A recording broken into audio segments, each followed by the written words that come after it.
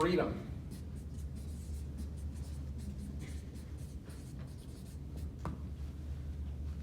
Kierkegaard would say, without freedom, what's the point? Even this idea of like ethics or morality, if we're just cogs in a machine or God is this ultimate puppet master, then we don't even need to talk about good or evil or any of that. But if we do have real choice with real consequence, then everything we do matters. Every word, every thought, every deed. And freedom becomes the driving point. And to be authentic allows you to be free. As long as you're in this alienated, angsty, self-denial place, you'll never be free. Still no questions. How about this one? This is one of the things that got him excommunicated. I think he got excommunicated multiple times, which is pretty impressive. Truth is subjectivity. Why would that bother anyone? What does that mean? Truth is subjectivity.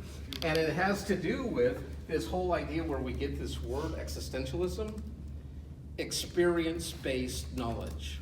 And what the premise is, you only really know, capital K know, what you have experienced. If you read it in a book, or your mama told you, or your teacher told you, it's just head knowledge. It's secondhand knowledge. Until you have personally experienced it, you don't really, capital K, know it. Anyone disagree with that? I agree. Okay. Let me give you an example.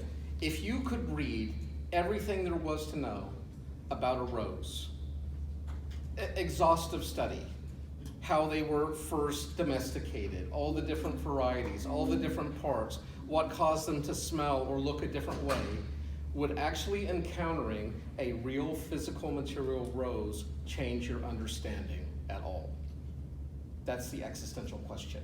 And the existentialist would say, not only would it change your understanding, you really had no understanding until you actually smell the rose with your own nose. You can read all about smelling roses and what they smell like, but until you actually personally, individually smell it, you don't know what a rose smells like. And that's the subjective piece. Now think of the theological ramifications. In 19th century Denmark, everybody knew about God. Everybody knew about Jesus.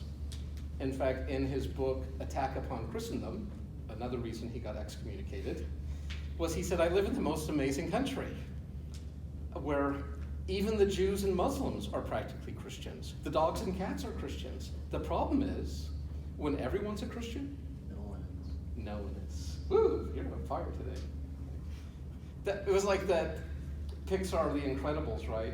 The mom's trying to tell Dash, everyone's special, Dash. And he says, then that means no one's special, Mom. And it's like, oh, right, everything and nothing, right? There it is, again. Well, that means too that like the word is not really how we get to know God, because we don't experience Him through the word. We experience Him through. Now, you could certainly experience God through reading his word. Yeah. But it has to be an encounter with God, not a book, right? If you're counting on the Holy Bible to save you, you are sorely mistaken. What did Jesus tell the scribes and Pharisees? He says, you search the scriptures because in them you think you have life. But it's the very scriptures that speak of me. But they were blind. They couldn't even understand the very author of that book was standing before them. They had all this head knowledge. They could have quoted any passage to you, word perfect, but they didn't understand. They had a very head type of knowledge. I could read I want to watch all the cooking shows on how to make wedding cakes. Until I actually bake that wedding cake, I do not personally, experientially know. I can watch all the crime drama shows and interventions and how to deal with junkies, but until I shoot heroin up my own veins, I don't know what it's like to be a junkie. Okay? This is Existentialism 101. Now, don't get me wrong, there's some things I don't want to know firsthand experience, like being a junkie. I just as soon take it for granted that that's not a good thing based on other people's experiences. But I have to acknowledge I'm not basing that off my own knowledge or understanding. I'm basing it on an inference made on what happened to other people. Okay, that's not a direct knowing. Back to theology. In 19th century Denmark, everyone knew theology. Everyone knew the creeds. But Kierkegaard despaired that almost no one knew God.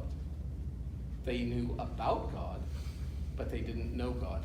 And this is what changed everything. Kierkegaard changed the question.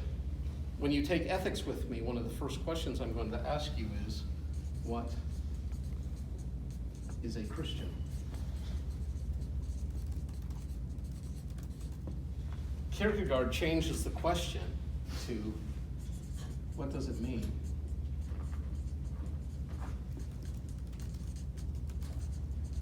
to be a Christian?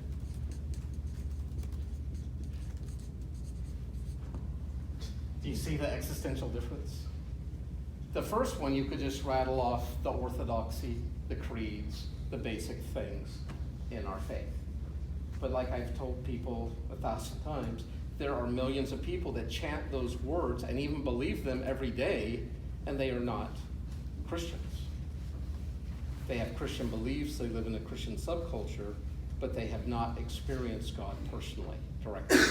And so this is where Kierkegaard's headed. He's like, it's not just about good theology. It's not just about going to church. It's not just about living in a community of faith, but it's actually knowing God personally.